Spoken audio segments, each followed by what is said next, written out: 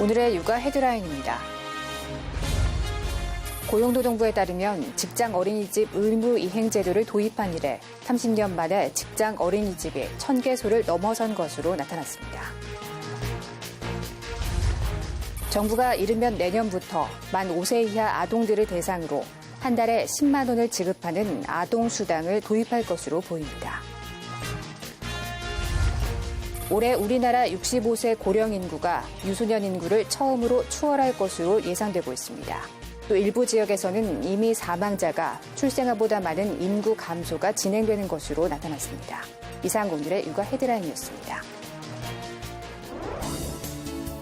야외 활동이 활발한 요즘 경북에서 야생 진드기에 물려 사망하는 사고가 또 발생했습니다.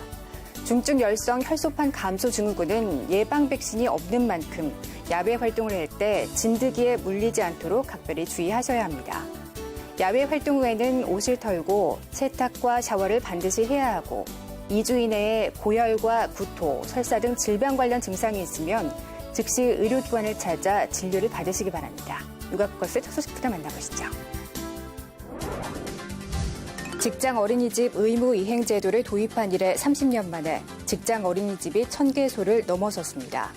고용노동부에 따르면 지난 5월 기준으로 전국의 직장 어린이집은 총 1,012곳으로 기업 직장 어린이집이 623곳, 국가, 지자체, 학교, 대학병원에서 운영하는 공공 직장 어린이집이 389곳입니다. 직장 어린이집은 지난 2012년 523곳에서 지난해 943곳으로 늘어나는 등 최근 5년간 400여 곳 이상 크게 늘어났습니다. 하지만 중소기업에 설치된 직장 어린이집은 110곳에 불과해 아직까지 중소기업에 다니는 직장인들은 직장 어린이집의 혜택을 많이 누리지 못하고 있는 실정입니다. 환자가 병원을 옮길 때 컴퓨터 단층 촬영 같은 영상 정보가 담긴 CD나 서류를 들고 다니지 않아도 됩니다. 보건복지부는 이런 내용을 담은 의료법 시행령 개정안이 지난 6월 21일부터 시행됐다고 밝혔습니다. 이제는 환자가 진료받는 병원을 옮길 때 영상 정보 등을 전 병원에서 일일이 발급받아 새 병원에 제출하지 않아도 됩니다. 개정안은 또 의료진이 수술, 수혈, 전신마취 등 생명이나 신체에 중대한 위해가 발생할 수 있는 의료 행위를 할 때 환자의 서명이나 동의서를 받도록 했습니다. 국정기획위원회가 핵심 교육 공약인 국공립유치원 확대를 위해 현장을 찾았습니다. 당장 재정이 부족한 만큼 병설 유치원을 늘리고 사립유치원을 공영화하는 방안이 거론됐습니다. 평균 10대 1의 경쟁률을 훌쩍 넘는 국공립 유치원. 교육비가 저렴하면서도 시설과 환경이 잘 갖춰져 학부모에게는 인기 만점입니다. 주변 환경이나 내지는 시설이 너무 아이 유아기에 맞게 지금 다 돼 있어서 아이들의 위험도가 낮아지고요. 믿음이 가는 교사진들이 일단 마음에 들어서 이제 3년째 보내고 있는데 장점이라면 뭐 이루 말할 수 없이 많고요. 국정기획위원회는 내년부터 국공립 유치원 수용률을 25%에서 40%까지 확대하겠다고 밝힌 바 있습니다. 하지만 부지 확보와 재정 문제 등으로 단설 유치원 설립은 녹록지 않습니다. 여러 가지 정말 이제 재정의 문제를 포함해서 설계를 잘 해야 될 거라고 생각하는데요. 그러니까 지역에 맞게 예를 들면 부지가 있는 지역 같은 경우에는 단설 유치원을 신설하는 방안이 이제 우선 검토될 수 있고. 때문에 병설 유치원과 공영 사립 유치원 모델이 대안으로 꼽힙니다. 병설 유치원 확대가 그나마도 공립 유치원 확대하기 위한 유일한 방법입니다.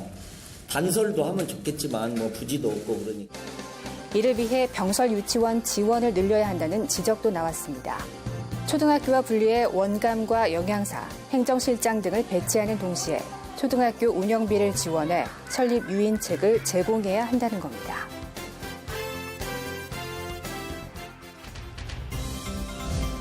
지난해 가구당 한 달 평균 보험료가 처음으로 10만 원을 넘어섰습니다. 국민건강보험공단에 따르면 가구당 부담한 월 평균 보험료는 10만 4,062원으로 전년보다 월 4,128원 많았습니다. 받은 보험급여는 월 18만 3,961원으로 낸 보험료보다 1.77배의 혜택을 본 셈입니다. 또 소득이 낮은 가구일수록 혜택 수준은 더 높아 일정 부분 소득 재분배의 효과를 가져온 것으로 나타났습니다. 이는 지역 간 격차로도 드러나 전남 신안군이 지역 가입자 6.6배, 직장 가입자 3.3배로 보험료 대비 급여 비율이 가장 높았습니다. 서울 강남구는 오히려 낸 보험료보다 혜택을 덜 보는 것으로 조사됐습니다. 또 심장질환자가 있는 가구가 8배, 뇌혈관 질환 7.7배, 희귀 질환 4.1배 등 중증 질환일수록 큰 혜택을 누렸습니다. 병의원이나 약국 등 의료 서비스를 한 번도 이용하지 않은 사람도 262만 명으로 전체 가입자의 6.8%에 달했습니다. 내년에는 건강보험료가 오를 가능성이 큰 상황입니다. 건보공단이 의료기관 진료비를 내년부터 2.28% 인상하기로 하면서 건보재정 지출이 늘어났기 때문입니다. 더구나 내년 7월부터는 저소득층의 부담을 줄이는 내용의 건보료 부과체제 개편안이 적용되면서 재정의 손실도 보충해야 합니다. 정부가 이르면 내년부터 만 5세 이하 아동들을 대상으로 한 달에 10만 원을 지급하는 아동수당을 도입합니다. 국정기획위가 구체적인 실행 방안을 내놓을 예정인데요. 연간 2조 6천억 원의 막대한 재원 마련이 과제로 보입니다. 문재인 대통령의 공약이었던 5세 이하 아동수당이 내년 예산안에 반영됩니다. 당장 9월까지 정기국회에 예산안을 제출하기 위해 국정기획위도 재원 마련 방안 등을 준비 중입니다.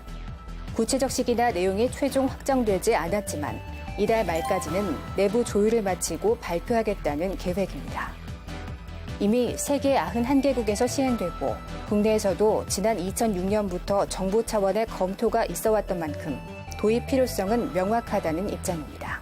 아동수당은 사실 유럽에서 100년 전에 이미 도입이 됐는데요. 아동을 제대로 키워서 이들이 미래 우리 사회의 자산이 되도록 하자 하는 그런 취지가 반영됩니다. 하지만 문제는 예산입니다. 5세 이하 10만 원 아동수당 지급을 위해서는 연간 최소 2조 6천억 원이 필요하다는 계산이 나오기 때문입니다. 실제로 지난 3월에는 18세 이하, 지난해는 12세 이하 아동수당 지급에 대한 법안이 이미 발의돼 있지만 일부 소득 기준에도 불구하고 각각 5조 원, 15조 원의 예산 소요가 추계됐던 바 있습니다. 또 문재인 대통령이 단계적 인상을 공약했던 만큼 예산이 해마다 더 늘어날 가능성도 큰 상황입니다. 누리과정 예산의 전액 중앙정부 지원과 육아휴직 급여 확대, 아동수당 지급까지 저출산 문제 극복을 위한 새 정부의 정책이 명쾌한 재원 마련 대책까지 동반될지 주목됩니다. 노인학대 문제가 갈수록 심각해지고 있습니다. 지난해 노인학대 건수는 4,280건, 1년 전보다 12%나 증가했습니다. 노인학대의 89%는 가정에서 발생했으며 피해자는 여성이 남성보다 2.5배 이상 많았습니다. 가해자 4,600여 명 가운데 아들이 1,700여 명으로 많았고 배우자, 딸 등 가족이 전체의 약 67%를 차지했습니다. 특히 가해자가 배우자인 사례는 1년 전보다 46%나 급증했습니다. 또 60세 이상이 노인을 괴롭히는 학대 유형은 2천여 건으로 4년 전에 비해 54% 급증했습니다. 이처럼 노인 간 학대의 경우도 가해자의 46% 가까이가 배우자였습니다. 나이가 먹은 사람들이 많아지면 더 많아질 것 같아요. 노인 학대에 대해서는 진짜 정부에서 좀 나서줘야 될 것 같아요. 학대 유형으로는 언어학대 등 정서적 학대가 가장 많았고 신체적 학대와 방임이 뒤를 이었습니다. 전문가가 어떤 식으로 개입할 수 있는지에 대한 사회의 적극적인 개입과 돌봄, 교육, 이 과정이 앞으로 향후 증가할 가능성이 높은 이 배우자 학대나 자기 방임을 줄이는 과정이 되지 않을까 싶습니다. 경기 침체 등으로 자녀가 부모를 충동적으로 유기하거나 방임하는 일이 없도록 하는 사회 안전망 구축도 시급하다는 목소리가 나옵니다. 올해 우리나라 65세 고령 인구가 유소년 인구를 처음으로 추월할 것으로 보입니다. 일부 지역에서는 이미 사망자가 출생아보다 많은 인구 감소가 진행되고 있는 가운데 2040년부터는 전국 모든 지역에서 이 같은 현상이 나타날 전망입니다. 지역별로 편차가 있는 만큼 대책도 차별화돼야 한다는 주장이 나왔습니다. 작년 우리나라의 합계 출산율은 1.18명. 출산은 줄고 고령화 속도는 빨라지면서 인구 구조에도 변화가 생길 수밖에 없습니다. 당장 올해 만 65세 이상 고령 인구가 0세에서 14세 유소년 인구를 처음으로 추월합니다. 2045년에는 이 비율이 3.5배에 이를 것으로 추정됐습니다. 이 추세라면 내년 고령 인구가 전체의 14%를 넘는 고령 사회에 진입하고 2025년 고령 인구 20%의 초고령 사회에 접어듭니다. 통계청은 국내 총 인구가 출산과 사망자 수 역전 현상의 인구 유출까지 더해져 2031년 5,296만 명을 정점으로 감소하기 시작할 것으로 내다봤습니다.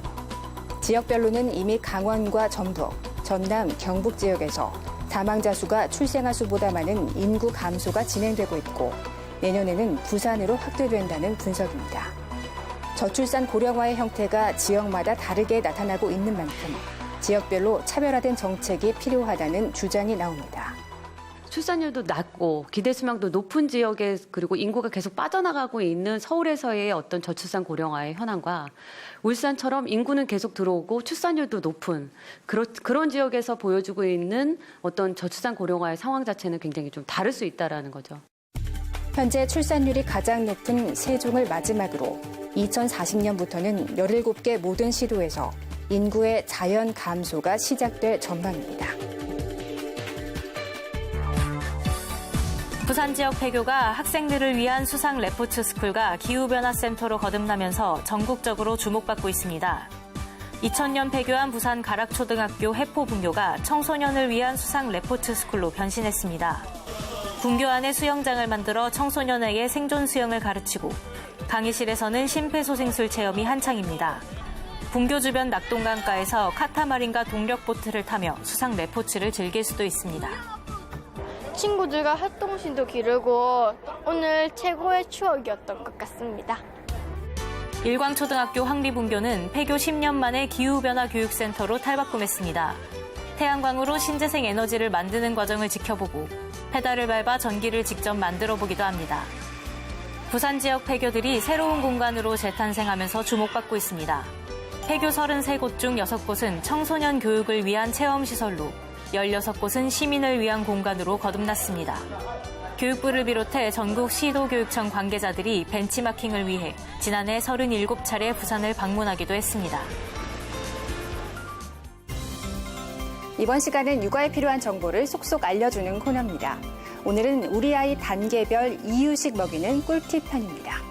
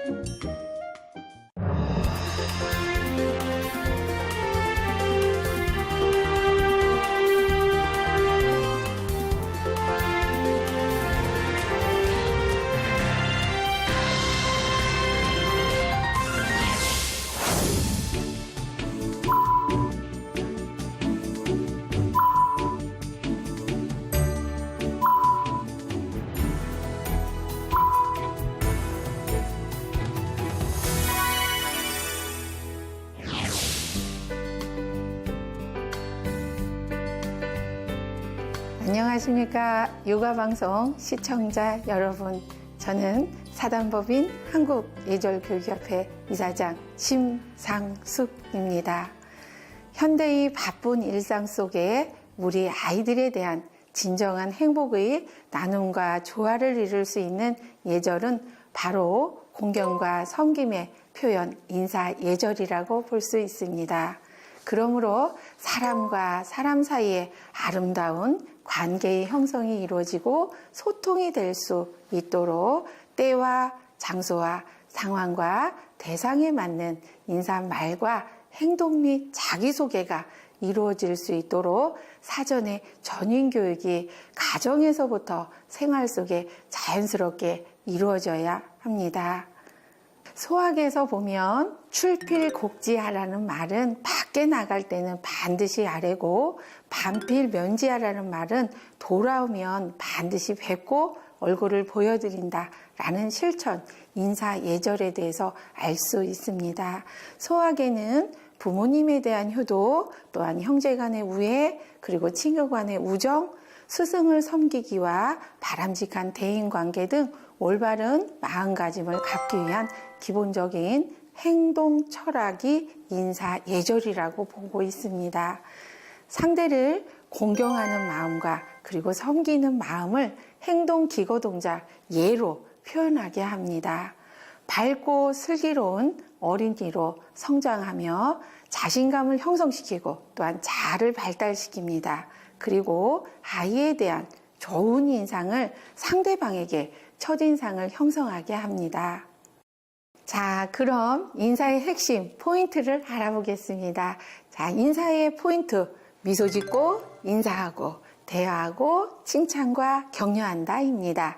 자, 인사는 아랫사람인 아이가 웃 어른에게 먼저 한다라고 상황을 알려줍니다.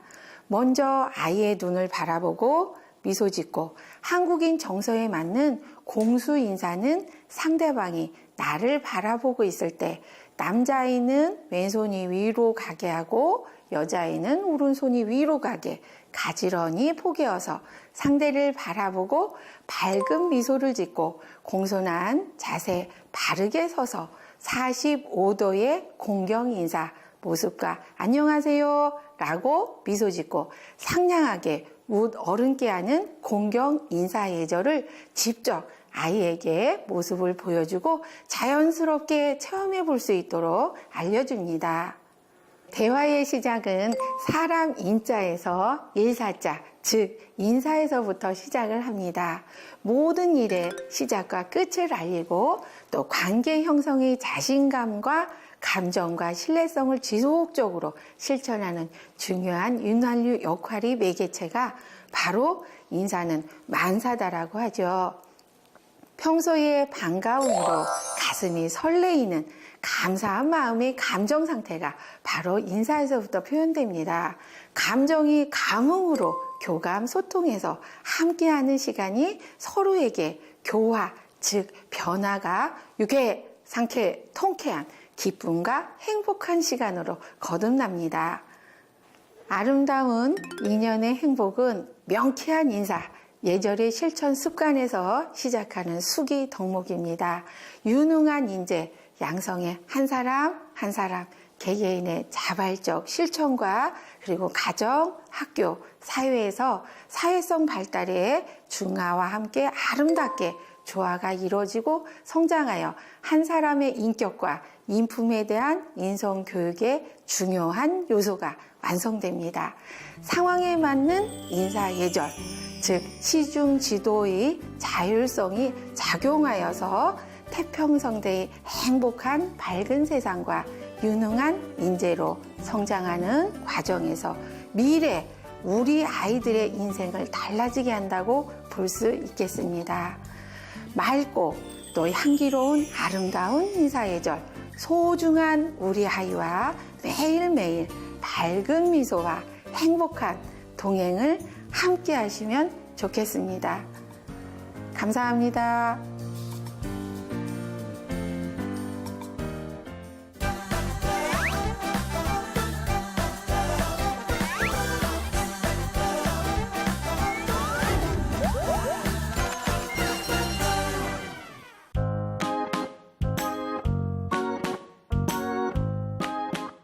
수족구병은 말 그대로 손, 발, 입병입니다. 그래서 입안에 한 4에서 8mm 정도의 궤양성 병변과 손, 발에 수포성 발진이 생기는 질환입니다.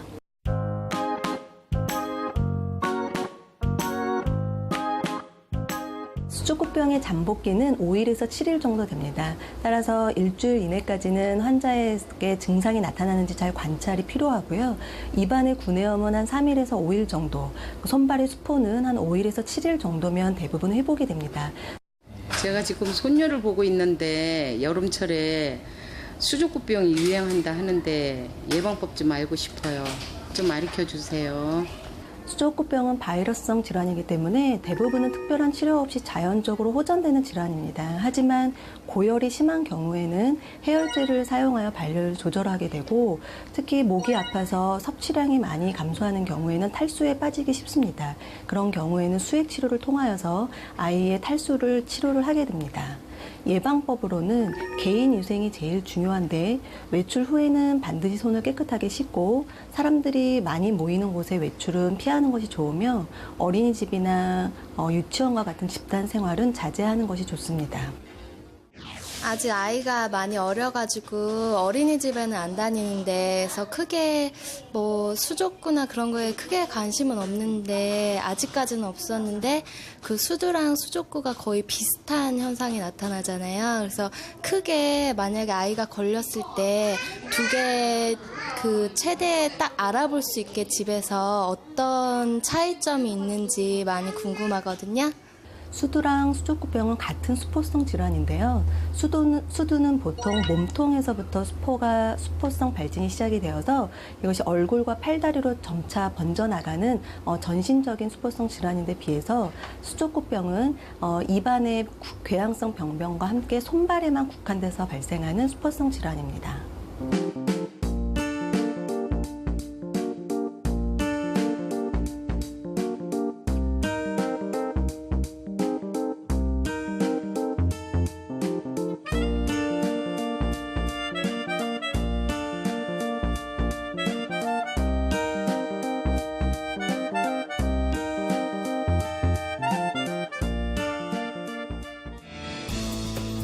정부가 올해 하반기부터 어린이집에서 근무하는 보육교사의 하루 8시간 근로 환경을 보장하기 위해 보조교사와 대체교사를 대거 충원하기로 했습니다. 문제는 보육 공백이 발생했을 때만 지원이 가능해 한계가 있다는 지적인데요. 실질적인 보육의 질 개선을 위해서 보육교사에게 초과 수당을 지급할 수 있도록 하는 등 보다 현실화된 대책 마련도 시급해 보입니다. 육아 포커스 마칩니다. 시청해주신 여러분 고맙습니다.